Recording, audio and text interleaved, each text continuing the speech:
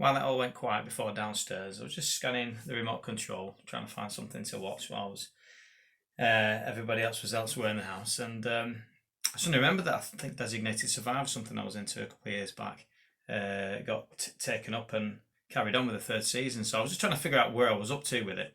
And I noticed in season 2 there's an episode, episode 3, called Outbreak. It was talking about, the flu, an outbreak of a deadly flu virus in America. And I thought, oh, this will be interesting, see how the greatest president ever we've never had, Kiefer Sutherland, deals with this. By the way, I don't know why it got cancelled, this show Designated Survivor, because in the midst of a not very great president, you could be watching on TV the ideal president ever, just to comfort you.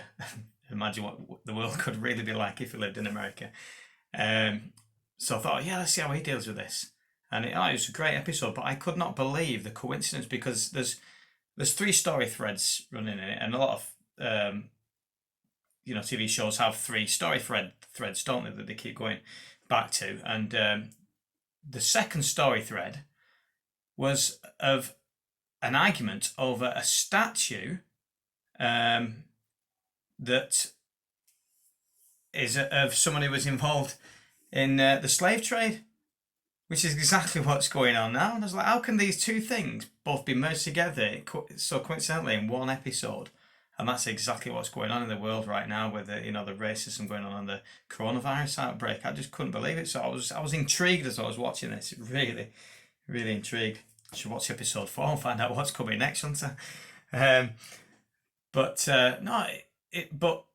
anyway, this outbreak was something that I really liked, and it brought me to tears actually towards the end of this episode. Sorry if I'm spoiling it for you if you want to end up watching this. Season 2, episode 3 it is. Switch off now if you do. But there was a lady there, and she'd gone, one of the president's people, and she'd gone to this hospital to help fight this virus. And there's another intriguing story with the pharmaceutical companies trying to make money off something which would treat it, and refusing to give it away for free as well, despite the president getting involved. But it was the black community who got involved who managed to change that situation. So it was a wonderful coming together of those two stories, actually. But there was a lady who'd gone there and had to try this antiviral, and she tried it on herself, and she tried 2 milligrams, and it gave her kidney failure. And by trying it on herself, she found out that 1 milligrams was the correct amount. But she was, really seriously ill in hospital. And the president said to her, look, you need to come home. You need to come back and let us deal with you. And she's like, no, I'm staying here like a good soldier, and I'm going to see this thing through. And then she switched off on the Zoom meeting or whatever it was with him. Anyway, the next scene is the president has gone to the hospital bed, and she's on the right.